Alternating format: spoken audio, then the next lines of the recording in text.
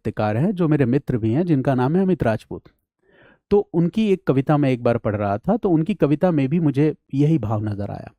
यहाँ पे मुद्दा ये नहीं है कि अपनी कविता में सिगरेट पीती लड़कियां शीर्षक से ये कविता है, और आप इनकी पूरी कविता को amit.iamc.blogspot.com पे जाकर पढ़ सकते हैं। यहाँ पर मैं एक कविता के अंश का पाठ आपके सामने करूंगा। तो यहाँ पे कवि सिगरेट पीती हुई लड़कियों को, ऐसा नहीं है कि कवि सारी लड़कियों से अपेक्षा कर रहा है कि सारी लड़कियां सिगरेट पीनी शुरू कर दें, लेकिन हाँ, अमित राजपूत जब अपनी इस कविता को लिखते हैं सिगरेट पीती लड़कियां, तो कहीं ना कहीं वो ये संदेश देने की कोशिश करते हैं कि समाज में ये जो टैबू है, समाज जो ये मानता है कि सिगरेट पीने से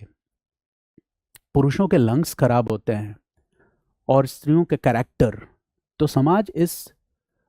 दोहरे चरित्र को अपनाना छोड़ दे। सिगरेट पीने से अगर पुरुषों के लंग्स खराब होते हैं तो स्त्रियों के भी लंग्स खराब होते हैं। ये किसने तय कर दिया कि सिगरेट पीने वाली लड़कियां चरित्रहीन होती हैं, या उनके कैरेक्टर को किसने जज कर दिया, कैरेक्टर को किसने तय कर दिया? तो सिगरेट पीती हुई लड़कियां, मिनी स्कर्ट पहनती हुई लड़कियां, हंसती खिलखिलाती हुई लड़कियां, गाती हुई लड़कियां,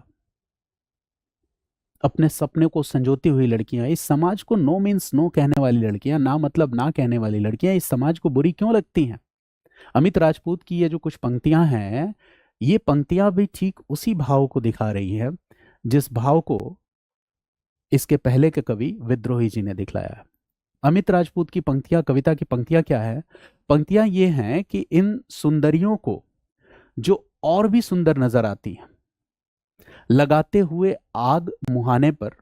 सिगरेट जलाने की बात कर रहे हैं, हर बार लाइटर से उठती लौ बढ़ा जाती है नूर इनके चेहरे का, जो गर्वित आभा में डूब जाता है खींचते हुए पहला कश, हर बार नजर आता है नजरों में इनके किसी योद्धा सा अभिमान, मानो अंबुश लगा गई हो सर्तियां, इतना लुभाती हैं ये सिगरेट पीती हुई लड़कियां। तो यहां पे कवि का भाव सिगरेट पीना, इस बात को प्रोत्साहित करना नहीं है, बल्कि कवि ये कहना चाहता है कि